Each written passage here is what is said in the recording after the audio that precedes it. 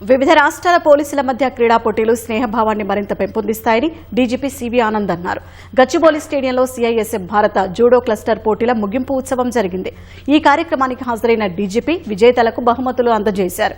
ఈ కార్యక్రమంలో వివిధ రాష్ట్రాల పోలీసు సిబ్బంది కవాతు ప్రదర్శన నిర్వహించారు. వారి నుంచి డీజీపీ సివి ఆనంద్ పోలీసుల గౌరవ వందనం స్వీకరించారు. ఈ సందర్భంగా మాట్లాడిన డీజీపీ పోలీస్ శాఖలో భర్తీ అయినప్పుడు ఉండే శారీరక దృఢత్వమే పదవీ విరమణ చేసినప్పుడు కూడా ఉండాలని సూచించారు. క్రీడలు మానసిక ఉల్లాసాన్ని కలిగిస్తాయన్నారు. పోలీసులో ఇదొక దేశవ్యాప్తంగా అన్ని రాష్ట్రాల నుండి వచ్చేసరికి వాళ్ళ ఒక సమన్వయం, ఒకరిని ఒకరు అర్థం చేసుకోవడం. ఇక్కడ ఈరోజు క్రీడాకారులు చాలామంది నేను వాళ్ళని గుర్తుపడతాను. వారు వేరే క్రీడల్లో వచ్చినప్పుడు కూడా ఇంటర్ ఆల్ ఇండియా లెవెల్లో అప్పుడు కలుస్తుంటాం. సో ఒక సమన్వయం అనేది ఏర్పడుతుంది.